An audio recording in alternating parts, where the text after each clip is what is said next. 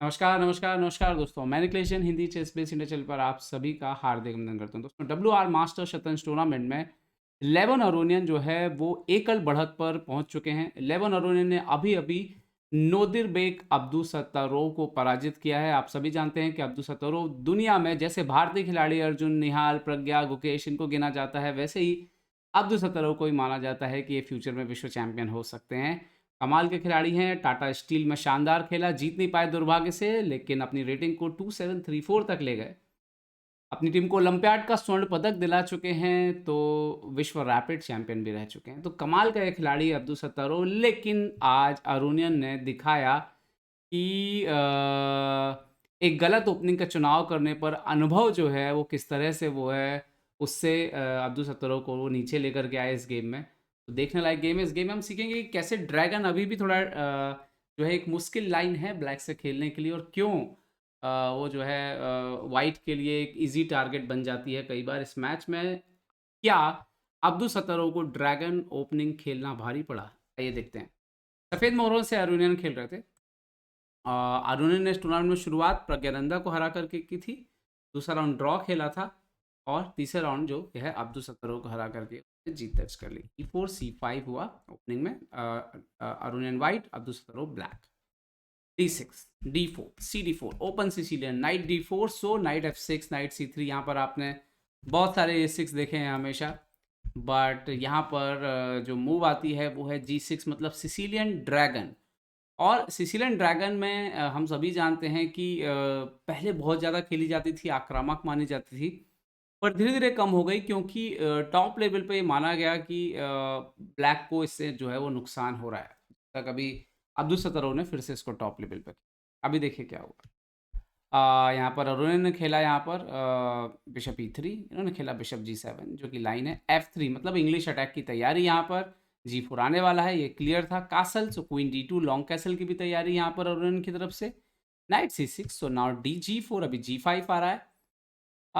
यहाँ पर H5 interesting move है, क्योंकि अगर आप एक्सचेंज करते हो तो नाइट वहाँ पर रिप्लेस होता है, और अगर आप नहीं करते हो, G5 पढ़ते हो, तो पोजीशन थोड़ी देर के लिए क्लोज हो जाती है, जो कि ठीक है, डिसेंट है, ये ब्लैक से ये माना जाता है। ओके, नाइट गया यहाँ पर E8, नाउ कैसल कर लिया यहाँ से। सॉरी, इन्होंने खेला नहीं, यहाँ पर हुआ हाँ, नाइट E8, तो इन्होंने खेला कैसल। कैसल जो है वो नॉवेल्टी है 11वीं चाल में जो उन्होंने खेला। इससे पहले जो मुकाबला खेला गया उसमें F4 करके कंटिन्यू अटैक किया गया है। ओके, अरोड़ा ने अपने किंग को सेव करना चुना, और आप सोचिए कि गेम की 11वीं चाल में जो है वो गेम जो है वो ओपनिंग से बाहर आ जाता है। और अब यहाँ पर टेस्ट था अनुभव और यंग खिलाड़ी के बीच का। क्वीन A5 खेला यहाँ पर अब्दुल सत्तारोव ने। सो यहाँ पर अरुणियन खेलते हैं नाइट B3। अब ये इंपॉर्टेंट मूव है, क्योंकि क्वीन को या तो आपको वापस पीछे प्रेस कीजिए, या बिशप C3 खेल दीजिए, जो कि मैच में खेला गया। बिशप C3, तो night A5, bishop into D2, सो बिशप इंटू D2। अच्छा, अब ये पोजीशन बोर्ड पे आ गई थी, जहाँ पर वैसे पोजीशन करीब करीब जो है वो बस वाइट के लिए स्लाइटली बेटर है, बिकॉज स्पेस एडवांटेज थोड़ा सा ज़्यादा है बोर्ड के ऊपर, बिकॉज ऑफ ये G5 वगैरह के पॉन की वजह से। मैच में नाइट A5 भी खेला जा सकता था सीधे यहाँ पे। ये भी कोई ज़्यादा खराब नहीं था ब्लैक का। बिशप निकलता, बाद में नाइट निकलता, पोजीशन इज ओके, मतलब खराब नहीं है। नाइट D4 भी इंटरेस्टिंग मूव हो सकता, लेकिन यहाँ पर अब्दुल सत्तारो ने F6 खेला, और पता नहीं क्यों उन्हें लगा कि ये जो जी वाला पॉन है वो उनके लिए अच्छा नहीं है, या स्पेस का जो भी उनको इशू लगा। बट एक्चुअली में यही वो मूव थी जिससे इसके बाद अरोनियन जो है एकदम बहुत ही बेटर एंड गेम जो है वो खेल गए। आप देखिए कैसे उन्होंने जीता। सबसे पहले तो नाइट C6 किया, BC6 किया, G into F6 मारा, नाइट F6। अब आप देखिए यहाँ पे कि ठीक है, पीस बाहर आया गेम में, बट अब जो ये जो जी फाइल है वो वाइट के पूरी तरह से टारगेट में आ चुकी थी। और ये नहीं भूलना चाहिए कि वाइट के पास दो अच्छे बिशप हैं, जो कि गेम में अभी थोड़ी देर में ही जो है वो एक्टिवेट हो जाएंगे। बिशप H6 खेला सबसे पहले तो, रुक को फोर्स किया E8 जाने के लिए, सो बिशप C4 चेक। यहाँ पर खेला किंग H7 अब्दुल सत्तारो ने, सो यहाँ पर बिशप G5 खेला अरुणियन ने। किंग G7, सो नाउ रुक G1, जी फाइल पर जो है प्रेशर बनाना शुरू कर दिया उन्होंने किया A5, सो पहले रुक G2, नाइट D7 हटे पीछे, नाइट E5 आने की तैयारी यहाँ पर। तो उससे पहले ही जो है दूसरा रुक भी लेकर के आ गए। अभी बिशप इंटू E7 का थ्रेट रहेगा, कई बार बिशप F4 भी खेल सकते हैं आने वाले समय में। तो खैर यहाँ पर इन्होंने खेला बिशप A6, नाइट E5 भी इंटरेस्टिंग हो सकता था, बट उन्होंने बिशप A6 का चुनाव किया, बिशप अपना बचा लिया यहाँ पर आरोनियन ने।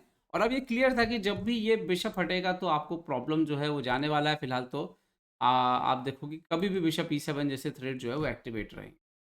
नाइट F8 खेला यहाँ पर, G6 को प्रोटेक्ट किया। नाउ बिशप D2 और अभी बिशप को इस डायगोनल से एक्टिवेट कर दिया। बिशप C8 गई, बट एक्चुअली में यहाँ के आते-आते जो है ऑलरेडी व्हाइट काफ़ी बेटर लग रहा था। A4 किया पहले तो उन्होंने, ताकि उनका A4 ना आने पाए।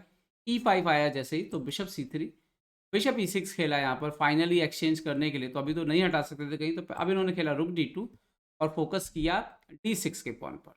बिशप B3, CB3, रुक E6 आए डिफेंड करने यहाँ पर, क्योंकि अगर दूसरा रुक लगाते तो वैसे भी दूसरा रुक आ रहा है तो बचाना मुश्किल था।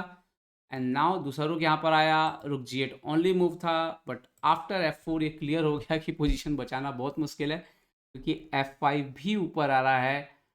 यहाँ पर G5 खेला अब्दुल सत्तारों ने, बट आफ्टर F5 उन्होंने रिजाइन कर दिया यहाँ पे, क्योंकि आप देखो तो रुक को रखने के लिए आपके पास ज़्यादा कुछ स्क्वायर जो है वो है नहीं।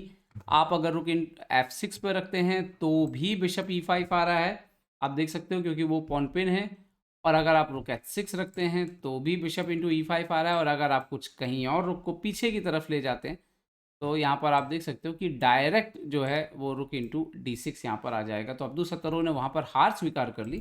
तो इस गेम से आप सीख सकते हैं कि सबसे बड़ी बात तो कि ड्रैगन ओपनिंग अभी भी आपको, अगर आप खेलो तो बहुत आपको संभल के स्टडी जो है वो करने की ज़रूरत है। और यहाँ पर देखने वाली बात ये है कि जैसे ही गेम आउट ऑफ ओपनिंग गया, और तो यहाँ पे भी आप देख सकते हो कि जिस तरह से कन्वर्ट किया है रोनिन ने, वो कमाल का था। F6 एक ब्लंडर है। यहाँ पर एक बात ये भी आप सीख सकते हो कि जब आप एंड गेम की तरफ स्विच कर रहे हो, तो ऐसा हमेशा नहीं है कि अगर क्वीन सामने वाले के पास नहीं है तो आपकी ओपन फाइल पे अटैक नहीं हो सकता। तो अगर आपके पास वीक पॉन है और अपोनेंट के डबल रुक जो है वो कभी भी एक्टिवेट हो गए, तो वो परेशान तो आपको करने ही करने वाले हैं।